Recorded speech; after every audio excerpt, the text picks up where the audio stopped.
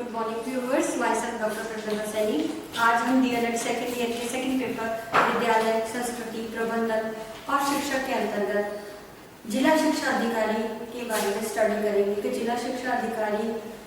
अपने पद पर किस प्रकार के अपने अधिकार और शक्तियों का उपयोग करता है, उसके कौन कौन से अधिकार दिए गए हैं। तो इसको इंग्लिश में DEO यानी डिस्ट्रिक्ट एजुकेशन ऑफिसर के नाम से भी इसे जाना जाता है, जिसे एक शॉर्ट फॉर्म में हम कहते हैं DEO।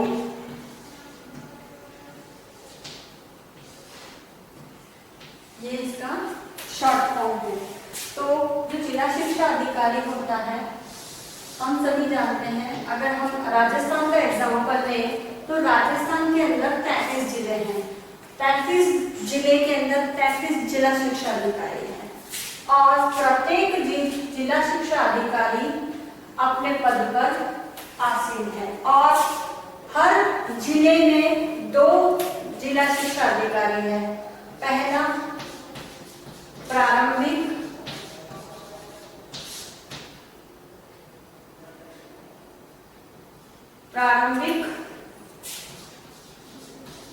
जिला शिक्षा अधिकारी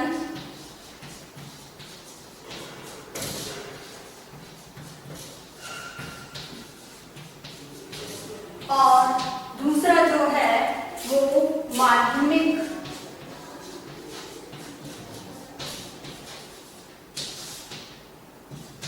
जिला शिक्षा अधिकारी।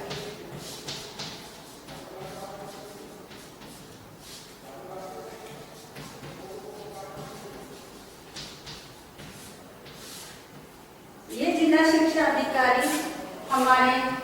प्राइमरी यानी प्राथमिक एवं, इसे मैं शॉर्ट फॉर्म में लिखूंगी, उच्च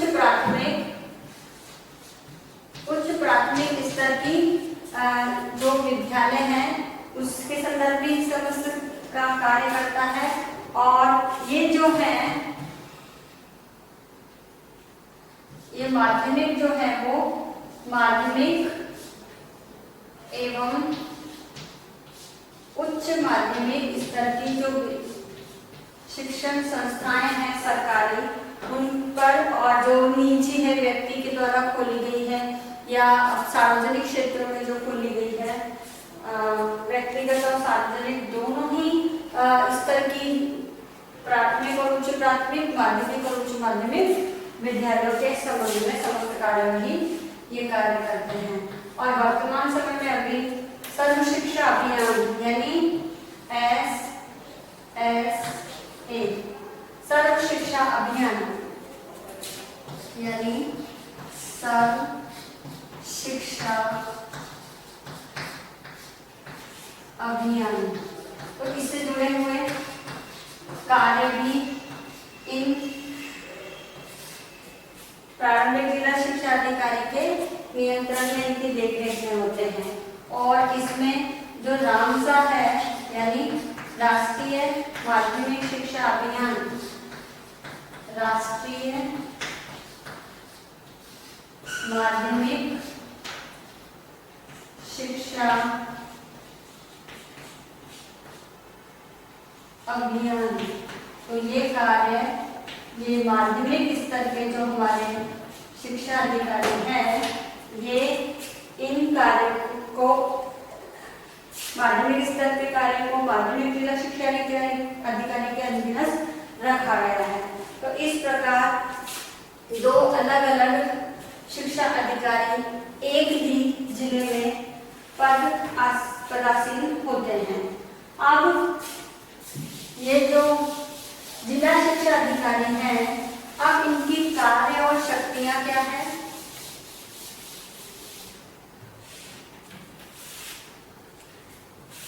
अब ये जो जिला शिक्षा अधिकारी है, इनकी कार्य एवं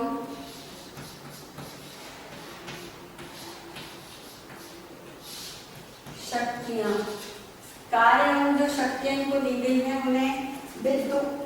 बिंदुवार हम स्टडी करेंगे, जिसमें पहला है कि जिले के जो जितने भी प्राथमिक, उच्च उच्च प्राथमिक, मैं इसे शॉर्ट में ही लिखूंगी, माध्यमिक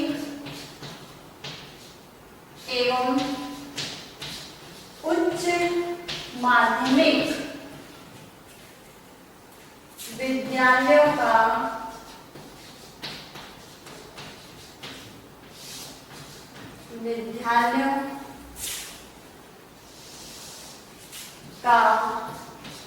निरीक्षण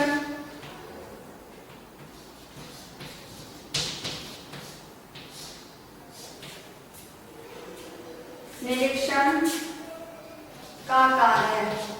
यानी अपने जिले में जितने भी प्राथमिक, उच्च प्राथमिक, माध्यमिक और उच्च माध्यमिक विद्यालय हैं, इनके निरीक्षण का कार्य जिला शिक्षा अधिकारी का है। इसके पश्चात अपने अधीनस्थ, यानी उनके जो अधीन हैं, अधीनस्थ अतिरिक्त जिला शिक्षा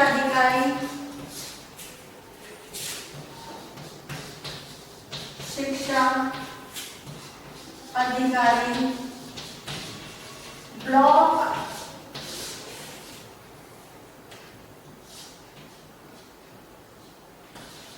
जो ब्लॉक लेवल पर कार्य होता है, तो हमारे ब्लॉक शिक्षा अधिकारी, जिसे हम बीओ बोलते हैं, बीईओ, ब्लॉक शिक्षा अधिकारी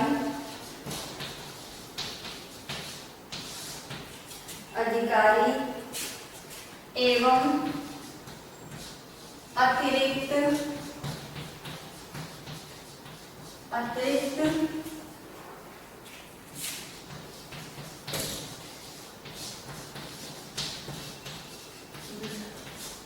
ब्लॉक शिक्षा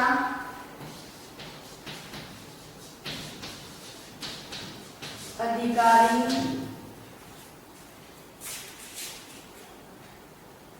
आदि के कार्यों पर नियंत्रण एवं निरीक्षण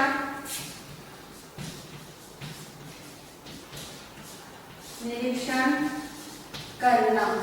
ये काम हमारे अतिरिक्त ये जो जिला शिक्षा अधिकारी का है। फिर थर्ड जो काम दिया गया है, वो थर्ड जो अधिकार है कि अपने नियंत्रण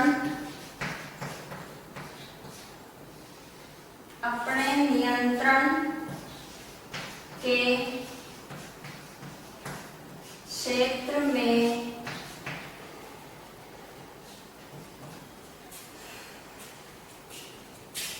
स्थापित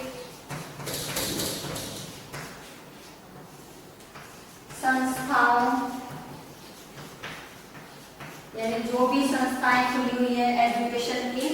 उन संस्थाओं की आवश्यकता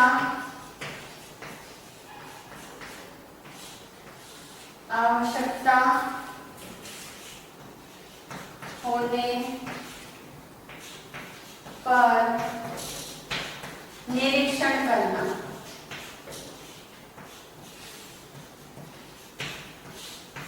तो ये हमारे जो डीओ का कार्य है, उनके अधिकार क्षेत्र में आता है। तो जितने भी अधीनस्थ पदाधिकारी हैं, उन पदाधिकारी के कार्यों के प्रति उनके कार्य पर नियंत्रण और निरीक्षण करना है। साथ ही अपने नियंत्रण में जो भी स्कूली एजुकेशन की स्थापित संस्थाएं हैं, उनका आवश्यकता होने पर निरीक्षण करना है।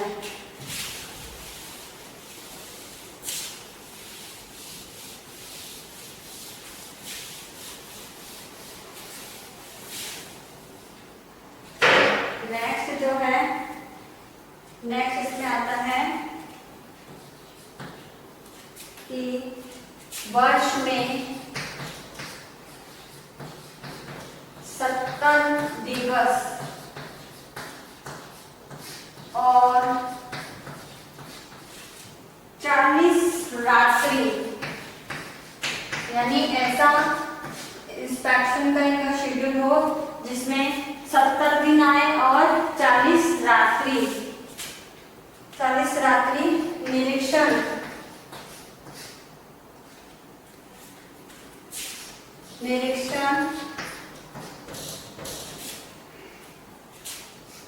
हेतु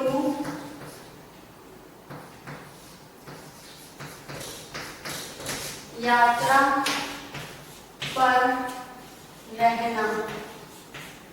ये इनका जिला शिक्षा अधिकारी का एक कार्य है। इसके पश्चात अपने जिले के प्राथमिक, उच्च प्राथमिक, माध्यमिक एवं उच्च माध्यमिक विद्यालयों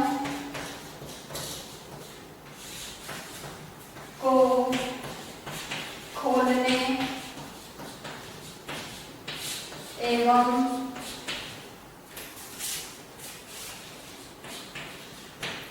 बंद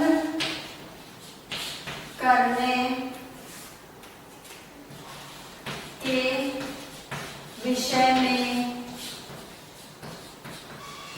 मंडल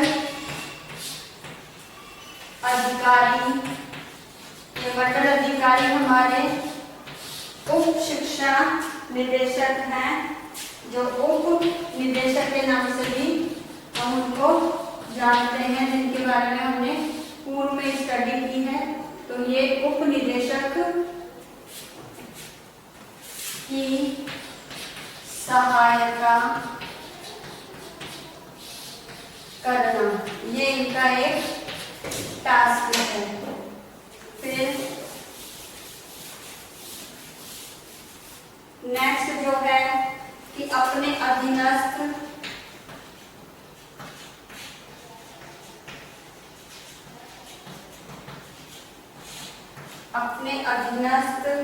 निरीक्षण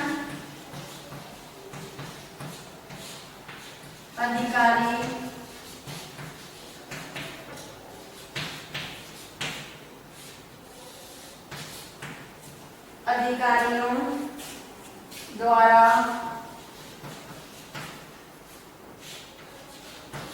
प्रेषित निरीक्षण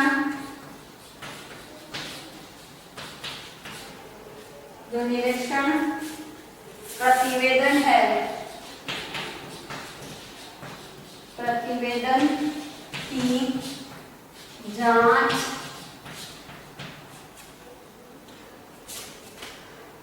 करना तथा टिप्पणी करना। तो ये भी हमारे डीओ का काम है कि अपने अधीनस्थ जो भी स्कूली एजुकेशन है, जो प्राथमिक से लेकर उच्च माध्यमिक तक स्तर के जितने भी विद्यालय हैं, उन्हें खोलने और बंद करने के संबंध में जो मंडल अधिकारी है, जो हमारे संयुक्त निदेशक के बाद का पदाधिकारी है, उप निदेशक या उप शिक्षा निदेशक, उन्हें उनकी सहायता करना, उनको पूरी इंफॉर्मेशन उससे रिगार्डिंग देना। और नेक्स्ट जो भी निरीक्षण अधिकारी है, यानी आप डीओ के जितने भी अधीनस्थ अधिकारी है, के अतिरिक्त जिला शिक्षा अधिकारी है, बीईओ है, अतिरिक्त बीईओ है, तो इन अधिकारियों ने जो भी निरीक्षण किया है स्कूलों का, उनकी जांच के बाद जो प्रतिवेदन होता है उसको इन जिला शिक्षा अधिकारी के पास जांच हेतु प्रेषित करता है, और जांच करने के पश्चात उनके ऊपर जो भी रिमार्क देना है वो डीओ के द्वारा किया जाता है।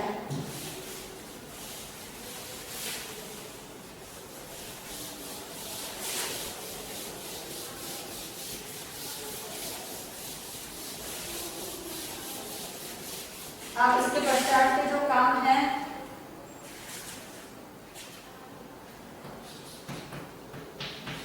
इसमें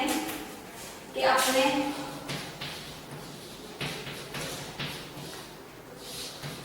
शैक्षणिक सत्र, यानी एक साल का जो शैक्षणिक सत्र है, उस सत्र में अपने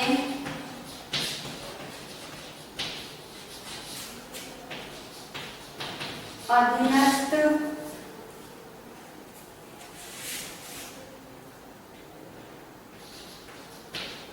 संस्थाओं,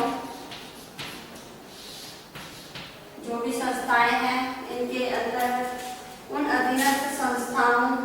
का व्यापक रोग, जैसे अभी कोरोना महामारी फैल रही है, या अन्य कारणों से 3 दिवस का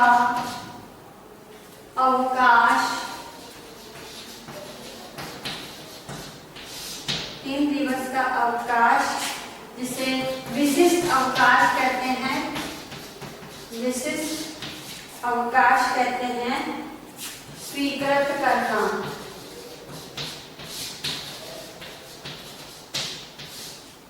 ठीक है, ऐसा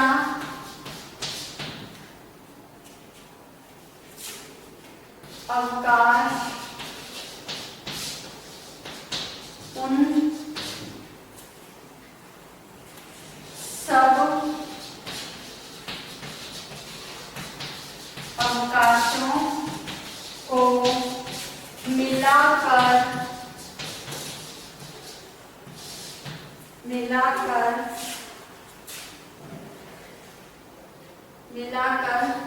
जो निरीक्षण अधिकारी और निर्देशन अधिकारी ने दिए हैं,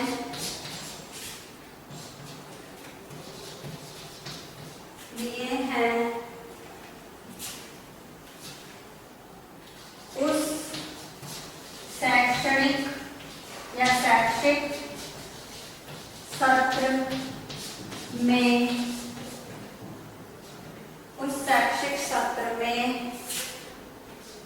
10 दिन से अधिक न हो।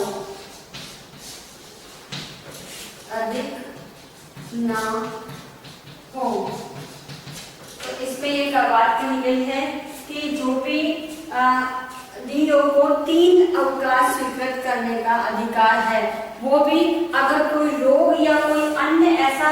व्यापक कारण आया जिसमें जिनाई कारण है, जिसमें देना ही देना है, उसमें देना है। लेकिन उसके अधीनस्थ जो अधिकारी हैं, अगर उन्होंने कोई अवकाश डिक्लेयर कर दिया है, जो पर्टिकुलर निरीक्षण अधिकारी है, डीईओ है, या अतिरिक्त जिला शिक्षा अधिकारी है, या कोई भी निर्देशन अधिकारी, उन्होंने स्वीकृत किया है, तो 3 अवकाश ये और बाकी इनके द्वारा दिए गए जो भी अवकाश है उनको मिलाकर के 10 दिन से अधिक नहीं होना चाहिए। ये पॉइंट कह रहा है। तो ये सारे अधिकार हमारे डीओ को है जो अवकाश से संबंधित है। अब इसके पश्चात और भी कई शक्तियां और अधिकार दिए गए हैं, जिसमें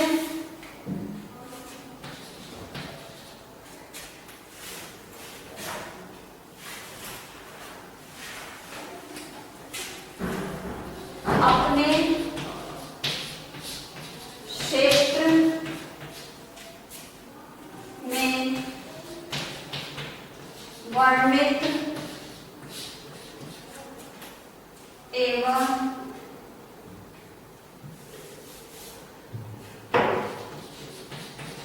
व्यक्तिगत एवं सार्वजनिक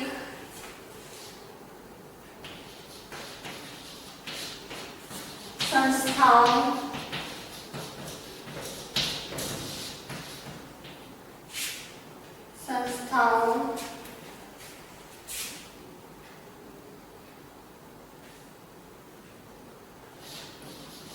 जो कि प्रबंधित हैं, जिनका मैनेजमेंट सारा डीओ के द्वारा देखा जाता है,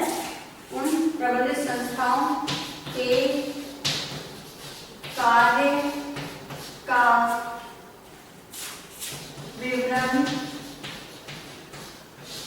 तैयार करना तथा उसे मंडल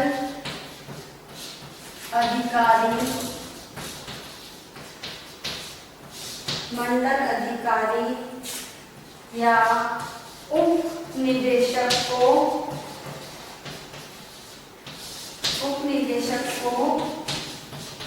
प्रस्तुत करना। ये हमारे डीओ का काम है। इसके पश्चात नेक्स्ट है कि निजी और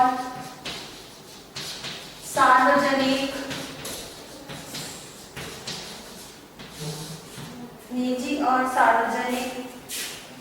दोनों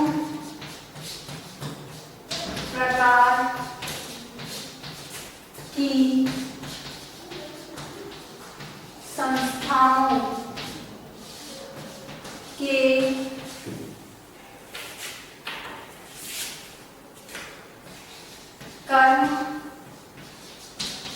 कर्मचारियों की अधुनातन यानी अपडेट लिस्ट सूची तैयार करना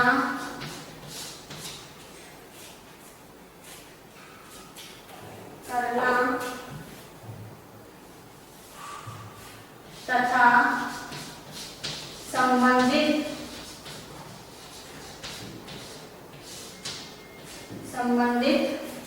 आंकड़ों का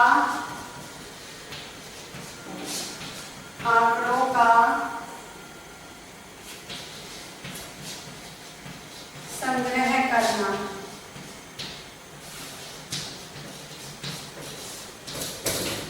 और 10 पॉइंट्स है। प्रतिवर्ष अप्रैल और जुलाई में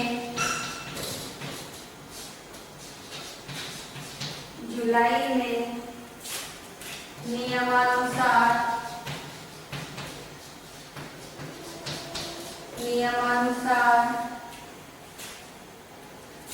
अपने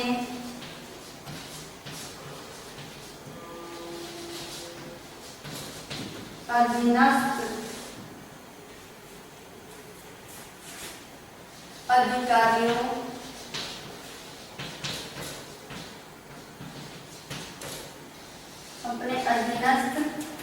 अधिकारियों का वार्षिक मूल्यांकन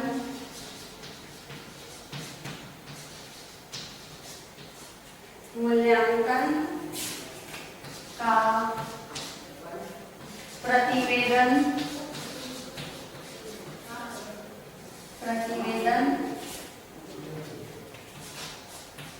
तैयार करना। तो ये भी हमारे डीओ का काम है, जिसमें अपने अधीनस्थ जो भी व्यक्तिगत और प्रतिबंधित या प्रबंधित संस्था जिनका मैनेजमेंट डीओ के द्वारा होता है,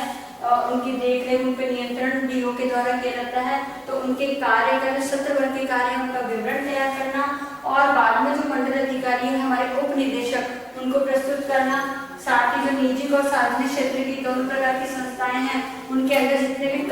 कर्मचारी अभी अपॉइंटेड है उनकी लिस्ट तैयार करना और उन संस्थाओं से संबंधित जो भी इंफॉर्मेशन है, कितना लैंड पार्ट है, कितनी अर्निंग होती है, कितने स्टूडेंट उसमें एनरोल्ड है, तो ये सारी जो आंकड़े हैं इन आंकड़ों को क्या करना है, संग्रह करने का कार्य भी हमारे डीओ का है। इसके बाद प्रतिवर्ष अप्रैल और जुलाई के महीने में नियमानुसार जो भी अधीनस्थ अधिकारी हैं वो क्या करें, अपने जो वार्षिक कार्यक्रम का करते हैं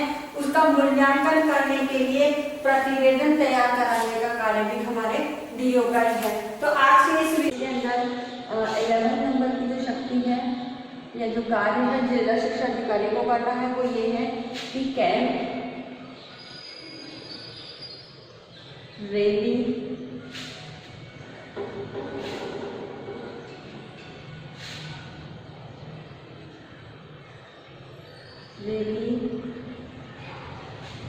तथा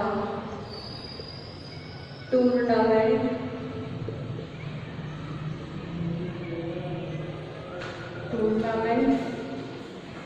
का आयोजन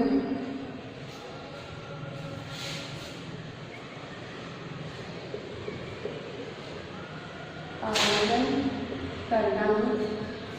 तथा छात्र या जो छात्राएं हैं छात्राओं से संपर्क बढ़ाना, यानी जिला शिक्षा अधिकारी का ये कार्य होगा कि वह अपने क्षेत्र के यानी अपने जिले से संबंधित कैंप, रैली या टूर्नामेंट प्रतियोगिताएं जो जिला स्तरीय होती है उनका आयोजन करना तथा जो छात्र छात्राएं उसके संपर्क में हैं उनसे ज़्यादा से ज़्यादा जो स्कूली विद्यार्थी हम कह सकते हैं स्कूली उन विद्यार्थियों से ज़्यादा संपर्क बढ़ाना। नेक्स्ट इसमें है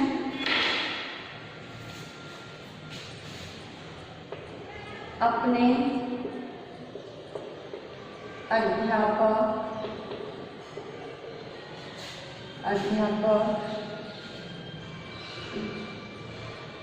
तथा समकक्ष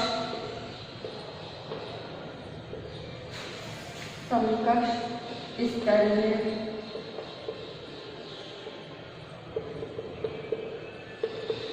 पुस्तकालयाध्यक्षों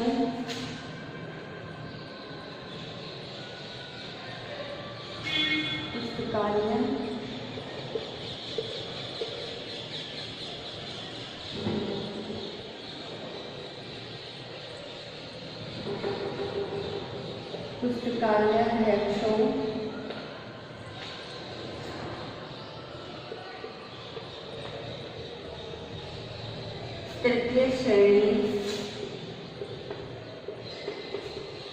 कनिष्ठ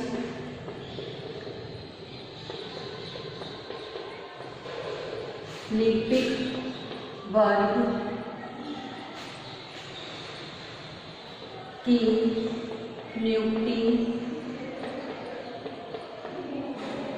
नियुक्ति एवं स्थानांतरण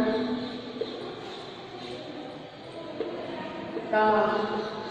अधिकार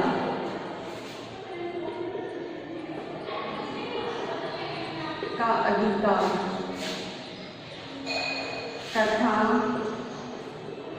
उनकी प्रतिनियुक्ति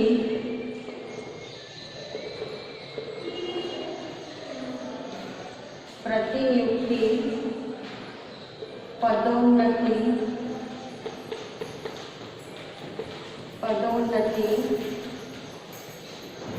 पुरस्कार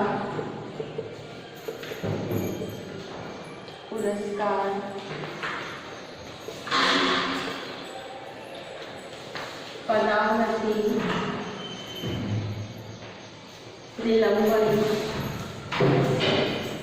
निलंबन एवं दंड इत्यादि का अधिकार होगा। ये और इसके अतिरिक्त जिन से संबंधित जो भी नियम और शर्तें हैं उन नियम और शर्तों के अनुकूल ही जिला शिक्षा अधिकारी को अपने अधिकार क्षेत्र में अपने जिले स्तर पर जो भी पुस्तकालयाध्यक्ष है और जितने भी तृतीय श्रेणी के जो कनिष्ठ लिपिक वर्ग आता है उसकी समस्त इन सबसे संबंधित समस्त उत्तरदायित्व बकायदा जो गवर्नमेंट के अधिकार और नियम क्षेत्र के अंतर्गत आते हैं उसके अनुकूल ही उन्हें इससे संबंधित समस्त कार्य करने का अधिकार है। ये उसके कार्य क्षेत्र के अंतर्गत आता है।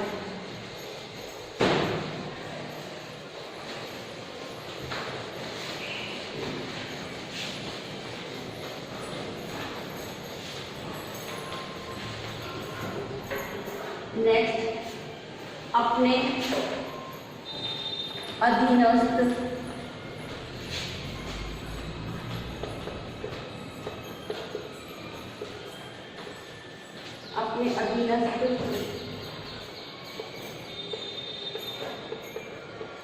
प्रशासनिक अधिकारियों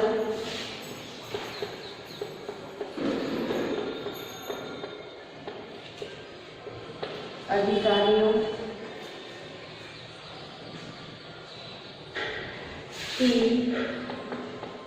वर्ष में 4 बार बैठक आयोजित करना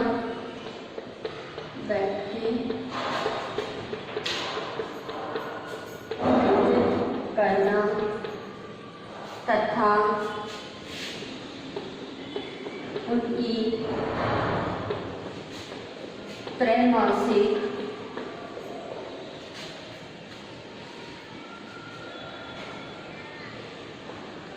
कार्यों का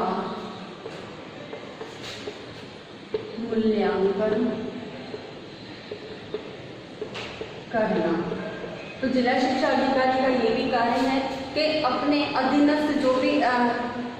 प्रशासनिक अधिकारी है, जिसमें ब्लॉक स्तर के ब्लॉक शिक्षा अधिकारी हैं जो प्रारंभिक भी है और माध्यमिक भी है, अतिरिक्त जिला शिक्षा अधिकारी है जो माध्यमिक भी होता है और प्रारंभिक भी होता है। इसके अतिरिक्त जो अन्य पदाधिकारी है जो हायरार्की क्रम में चलते हैं, उनके अधिकारियों की जो वर्ष में 4 बार बैठकों का आयोजन करना और इस बैठकों के अंतर्गत शिक्षा से संबंधित जो विद्यालय व्यवस्था है, हमारी शिक्षा व्यवस्था से संबंधित जो भी प्रगति हो रही है, जो विकास कार्य है, स्टूडेंट की प्रॉब्लम से रिलेटेड काम है, तो इस पर डिस्कशन करना और फर्दर रिकमेंडेशन अपने हायर अथॉरिटीज को भेजना। साथ ही क्वार्टरली, क्योंकि जब वर्ष में 4 बार है मीन्स 12 माह में 3 माह का एक बैठक आयोजित करना है। तो त्रैमासिक उन्होंने अब तक जो भी कार्य किए हैं अपनी शिक्षा, अपने अधीनस्थ स्कूली व्यवस्था के अंतर्गत, उनके कार्यों का मूल्यांकन करना, ये भी जिला शिक्षा अधिकारी का ही काम है। इसके पश्चात प्रायोगिक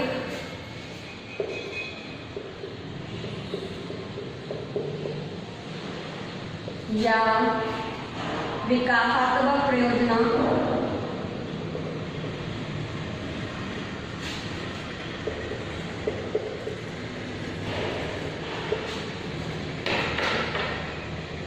या रचनात्मक लेखन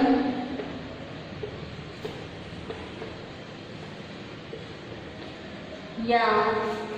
पत्र वाचन, संगोष्ठी यानी सेमिनार,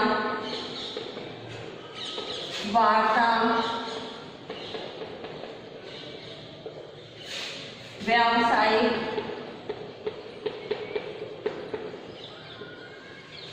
व्यावसायिक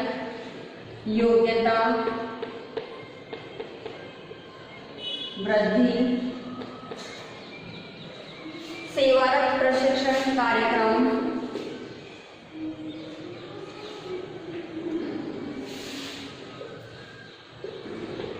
सेवारत प्रशिक्षण कार्यक्रम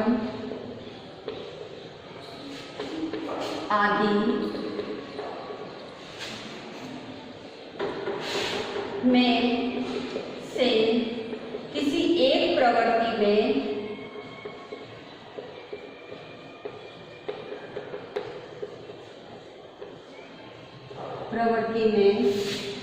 भाग लेना। यानी हमारे जो जिला शिक्षा अधिकारी है,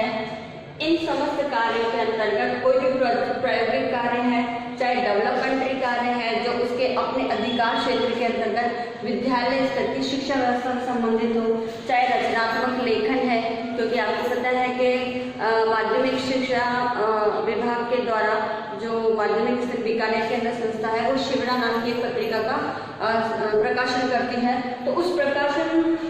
जो पत्रिका है उसके अंदर वो रचनात्मक लेख भी भेज सकते हैं। साथ ही हमारे बहुत सारे न्यूज़पेपर्स भी हैं, उसके अंदर भी जो जिला शिक्षा अधिकारी है वो लेखन का कार्य कर सकता है। पत्र वाचन है, सेमिनार्स है जो विभिन्न स्कूली विषयों से संबंधित जो करंट इश्यूज हैं या प्रॉब्लम्स है उसके ऊपर आयोजित किए जाते हैं। विभिन्न प्रकार की प्रशासनिक स्तर की वार्ताएं हैं। साथ ही व्यावसायिक योग्यता में वृद्धि को लेकर के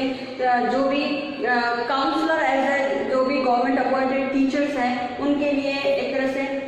व्यावसायिक वृद्धि संबंधी कोई भी ऐसी मीटिंग कर सकता है या उनके प्रमोट करने संबंधी कार्यों को का लेखा-जोखा ले सकता है। साथ ही जो भी सेवा रहते हैं इन सर्विस टीचर प्रोग्राम्स हैं, तो उसके अंदर बहुत सारे इन सर्विस टीचर प्रोग्राम्स हैं जिसमें ओरिएंटेशन प्रोग्राम है, रिफ्रेशर कोर्सेज हैं, साथ ही सेमिनार, गोष्ठियाँ ये सभी उसके अंदर आयोजित होती हैं। और अपनी प्रोफेशनल वृद्धि से रिलेटेड चाहे एमएड करना है या अदर एमए लेवल का कोई कोर्स करना है या फिर अदर सर्टिफिकेट कोर्सेज है, डिप्लोमा कोर्सेज है, तो ये सारे कोर्सेज क्या है जो सेवा में रहते हुए गवर्नमेंट टीचर अगर आगे अपनी व्यावसायिक योग्यता, अपनी एकेडमिक योग्यता बढ़ाना चाहते हैं तो उनसे रिलेटेड जो भी प्रोग्राम्स हैं तो ये सब प्रोग्राम्स होते हैं। और इनमें इन किसी एक काम के अंदर जिला शिक्षा अधिकारी अपनी एक कहते एक्टिवली भूमिका अपनी निभाए, तभी जाकर के वो आगे अपने अधीनस्थ क्षेत्र के अंतर्गत जो भी स्कूल है और वहाँ लगे हुए टीचर्स हैं उनको भी प्रमोट कर सकता है, उनकी भी व्यवसायिक वृद्धि संबंधी गाइडलाइन उन्हें दे सकता है। तो ये हमारे जिला शिक्षा अधिकारी है उसके कार्य हैं और उसको अपने अधिकार क्षेत्र के अंतर्गत ये शक्तियाँ प्रदान की गई हैं। अब वह है 3 नंबर की जो भी जिला योजना बनती है जिला लेवल पर, जिला योजना, इस जिला योजना से संबंधित योजना का निर्माण करना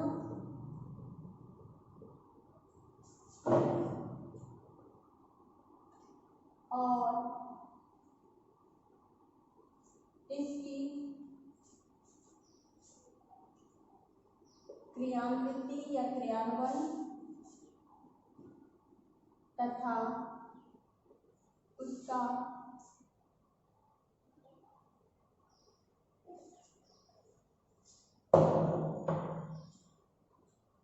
मूल्यांकन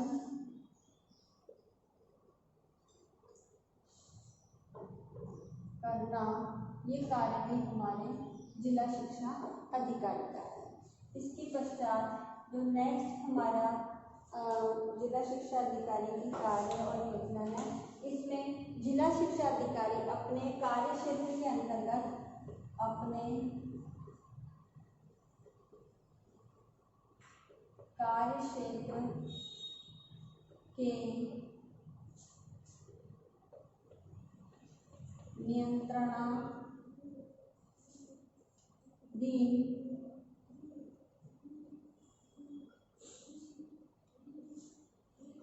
संस्थाओं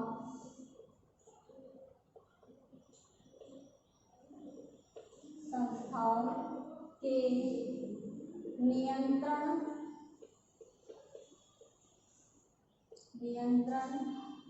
अधिकारी होंगे।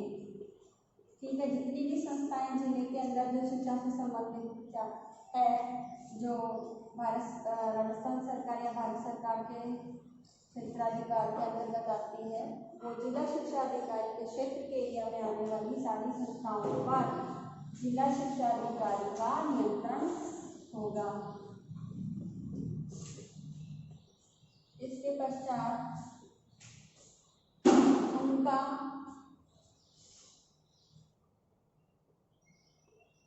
दायित्व होगा कि वे राज्य सरकार, जो हमारी राजस्थान सरकार है, राजस्थान सरकार या राज्य सरकार निदेशालय निदेशालय एवं उच्च अधिकारियों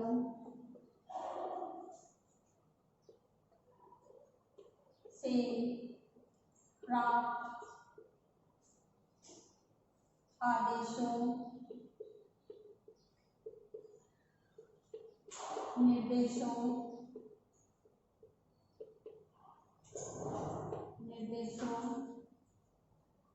एवं निर्धारित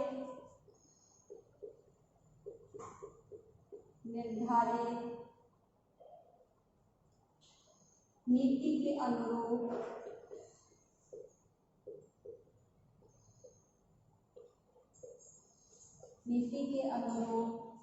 अपने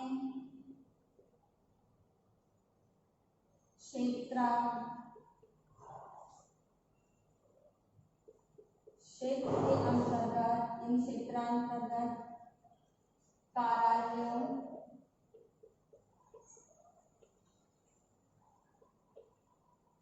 या संस्थाओं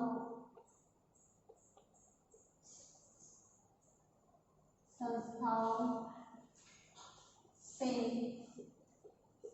कार्यवाही कराएंगे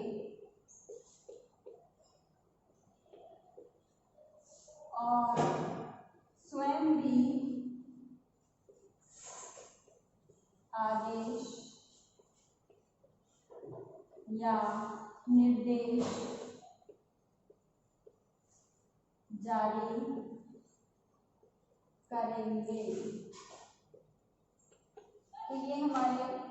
जिला शिक्षा अधिकारी का काम है कि अपने एरिया के अंदर जो भी संस्थाएं उनके नियंत्रण में आते हैं उसके नियंत्रण अधिकारी होंगे। साथ ही उनका दायित्व है कि राज्य सरकार, निदेशालय और जितने भी हायर अधिकारी हैं जो जिला शिक्षा अधिकारी से उच्चस्थ है, उन अधिकारियों ने जो भी निर्देश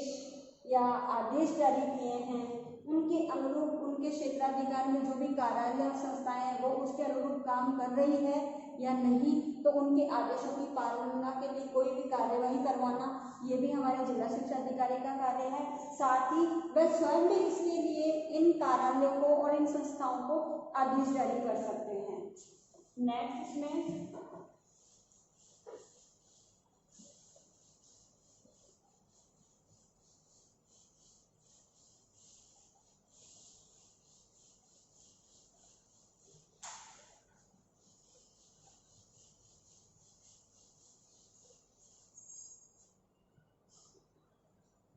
इसमें जो अब इनको कार्य है जिला शिक्षा अधिकारी का वो है कि अपने क्षेत्र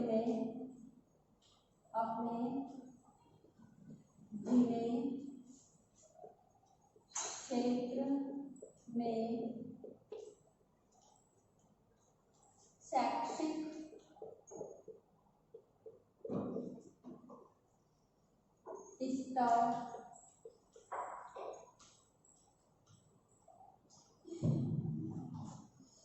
स्तर कार्यालय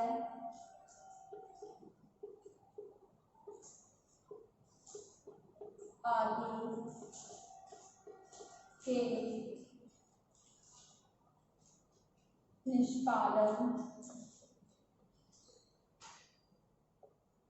निष्पादन एवं उच्च स्तर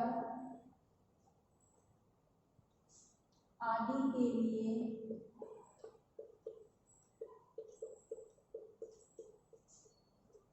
आवश्यक कार्यवाही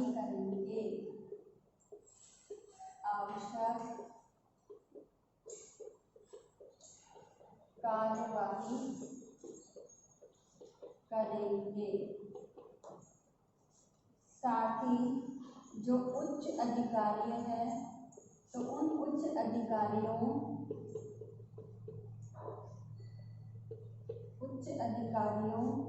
द्वारा सूचना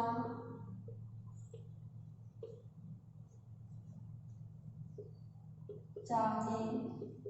जाने पर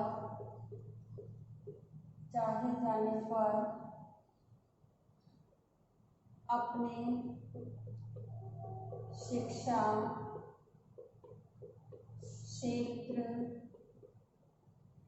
क्षेत्र में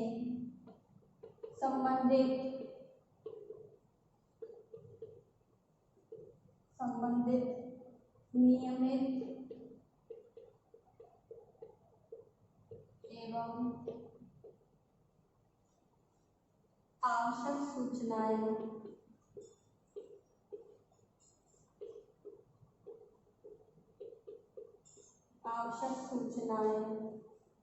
कार्मिक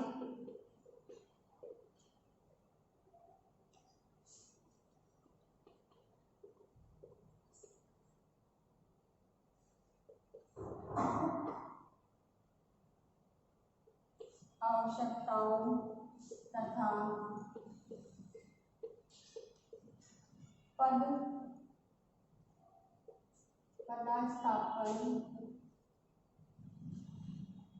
पदस्थापन नियोजन संबंधी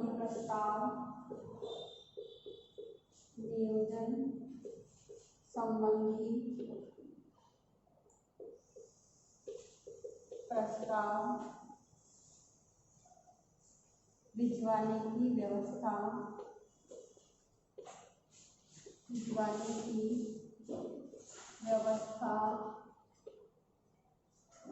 करेंगे। तो इसमें जो जिला शिक्षा अधिकारी है अपने जिले के अंतर्गत जो भी शैक्षिक स्तर के कार्यालय हैं उनका जितना भी अचीवमेंट हुआ है, निष्पादन यानी जो उपलब्धि हुई है, और अपने उच्च स्तर आदि के लिए आवश्यक कार्यवाही करेंगे, जो भी जरूरी हो उसके लिए। और जो भी उच्च अधिकारी द्वारा सूचना चाहने पर उन शिक्षा से संबंधित सभी नियमित और आवश्यक सूचनाएं जो अपनी कार्मिक आवश्यकताओं की और पदस्थापन संबंधी सूचनाएं हैं वो आगे अपने हायर अथॉरिटी को भिजवाने से संबंधित काम हमारे जिला शिक्षा अधिकारी का कार्य है।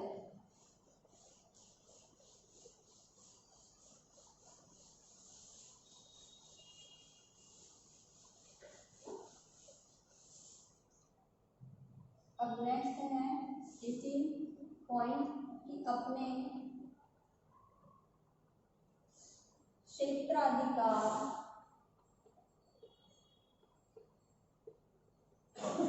क्षेत्राधिकार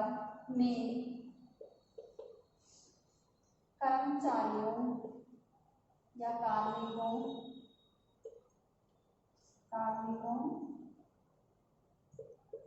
या शिक्षकों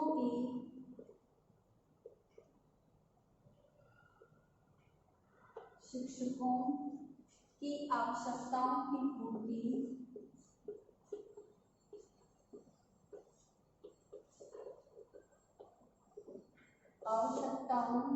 की पूर्ति समायोजन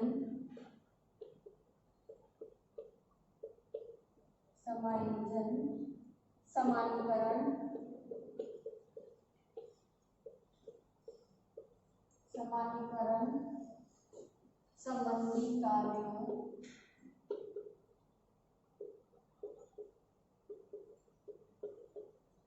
संबंधी कार्यों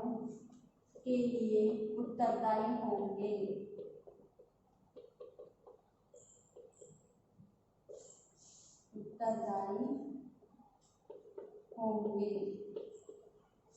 साथ ही निर्धारित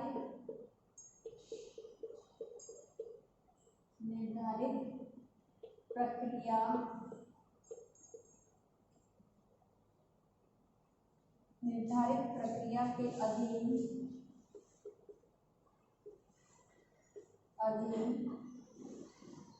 उन संबंध में उपयुक्त माध्यम से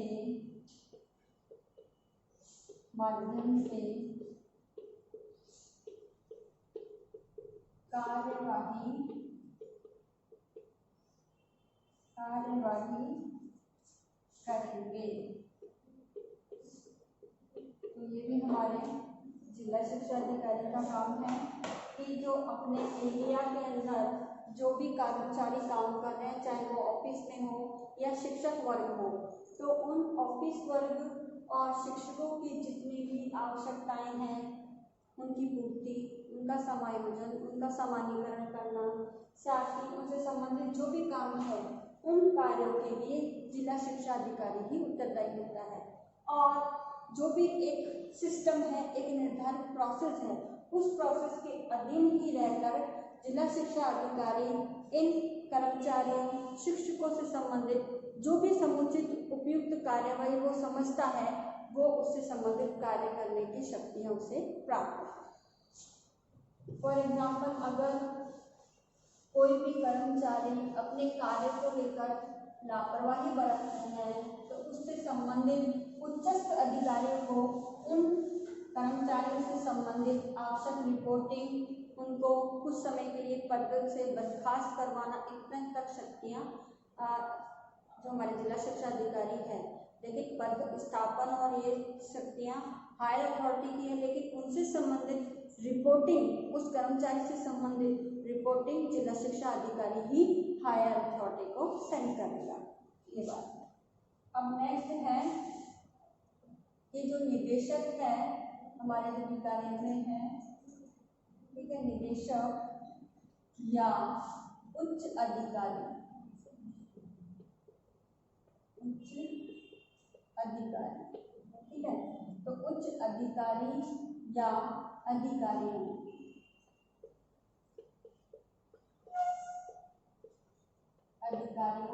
से प्राप्त निर्देशों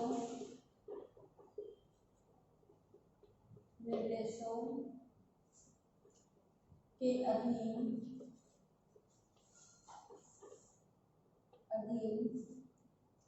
अपना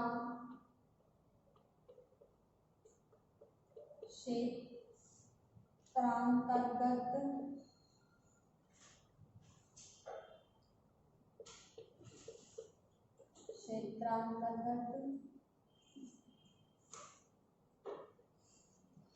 कार्यालयों या संस्थाओं के हित में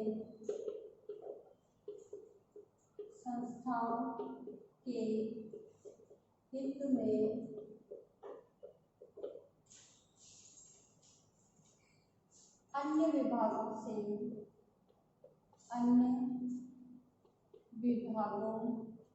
से संपर्क, समन्वय,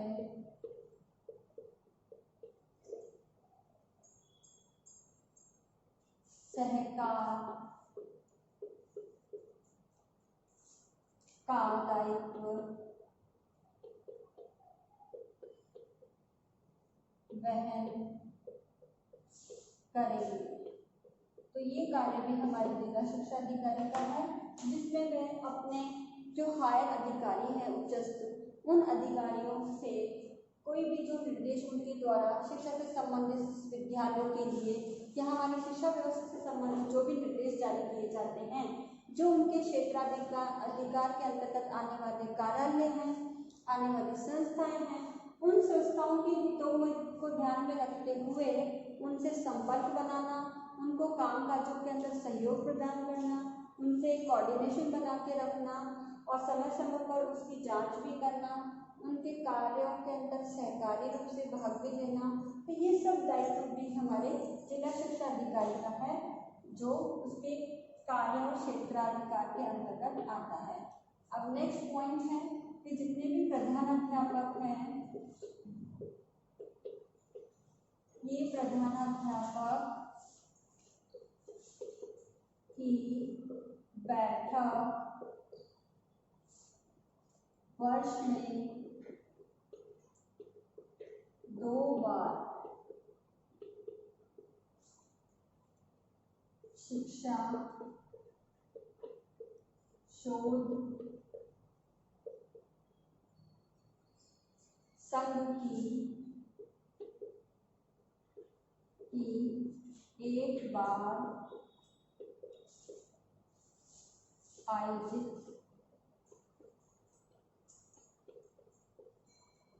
कराना।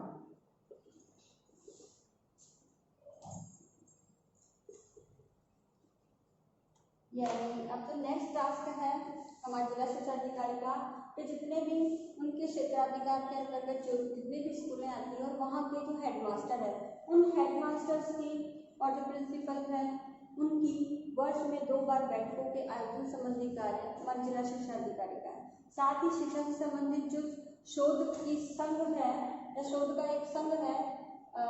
जैसे शिक्षक संघ होते हैं, शिक्षकों का सम्मेलन भी होता है, तो इस तरह से तो उनकी वर्ष में 1 बार जो बैठक है उनका आयोजन करना। 1 बार बैठक का आयोजन करने का कार्य हमारे जिला शिक्षा अधिकारी का है। अब जिला शिक्षा अधिकारी का लास्ट टास्क है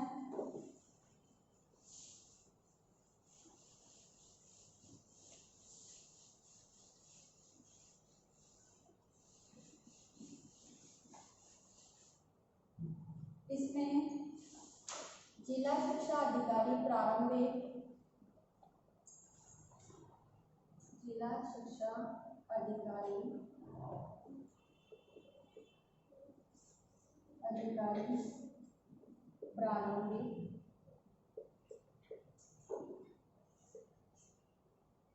प्रारंभिक ब्लॉक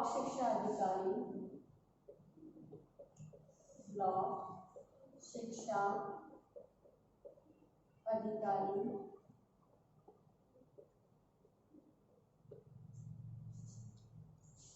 कार्यालय का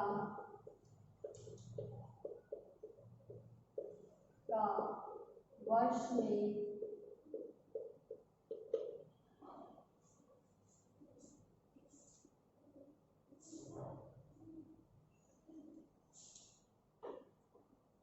2 वर्ष में 1 बार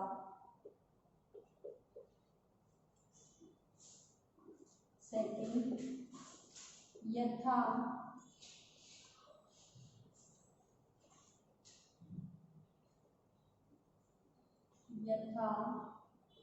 संभव अधिक से अधिक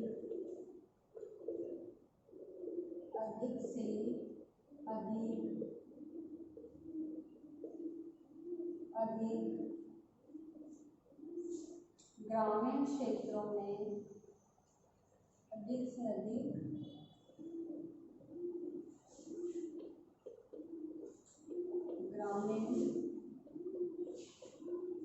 क्षेत्रों में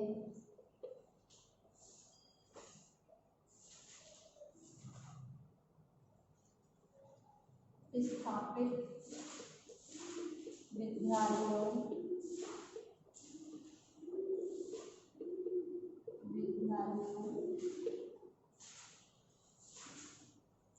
का भ्रमण और थर्ड 1 माह में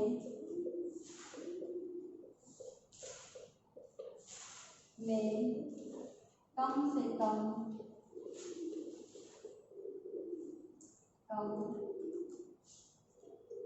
10 विद्यालयों में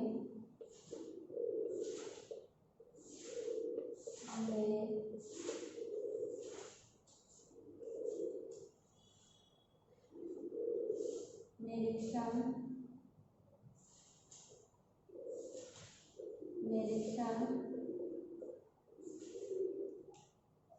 करेंगे।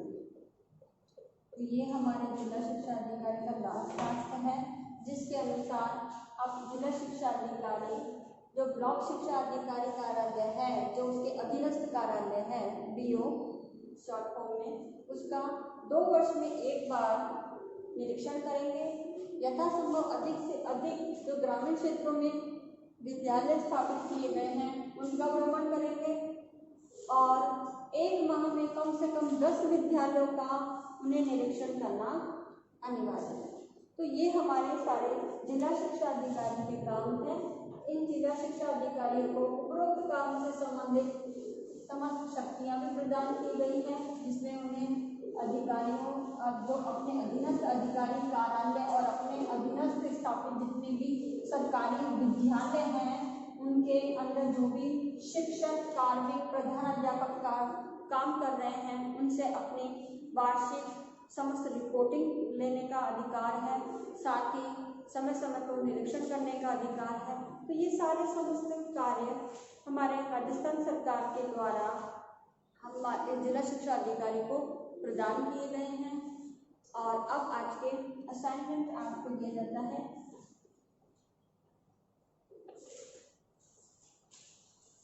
इस असाइनमेंट के अंतर्गत आपको एक क्वेश्चन दिया जाता है कि आज जितने भी हमने जिला शिक्षा अधिकारी के कार्य और शक्तियां पढ़ी हैं, जिला शिक्षा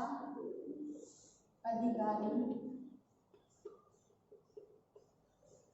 के काम एवं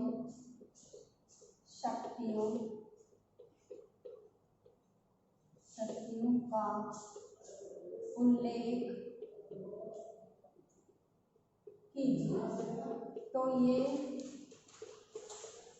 आपको जो असाइनमेंट दिया गया है, इस असाइनमेंट के अंतर्गत आज जितनी भी हमने शक्तियाँ पढ़ी है आपको उनको लिखना है। साथ ही एक और असाइनमेंट दे देता है कि जब भी आप कॉलेज आए अपने साथ 5 मार्क्स बना के लेके आएँ। इस कोरोना महामारी के दौरान आप अपने घर में रहिए, सुरक्षित रहिए, जहाँ तक हो सके घर के बाहर ना निकलिए, अगर आवश्यक हो तो ही घर से बाहर निकलिए, और घर से बाहर जाते समय फेस पे सदा मास्क लगा के रखिए, लोगों से 2 फीट की सोशल डिस्टेंसिंग का पालन कीजिए, अपने हाथों को बार बार सैनिटाइज करें, बार बार साबुन से धोएं। सर्दी, खांसी, छींक इत्यादि कोई सिम्टम्स अगर आपको बुखार वगैरह लगते हैं तो आप तुरंत जाकर के डॉक्टरी सलाह लें। अपने सोशल मीडिया ग्रुप में जैसे तक कोरोना वायरस के बचाव हेतु जो एडवाइजरी गवर्नमेंट ऑफ इंडिया द्वारा जारी की गई है उसके पोस्टर बना करके लोगों को अवेयर करने का काम कीजिए। आई होप ये वीडियो आपके लिए यूजफुल होगा। So thank you.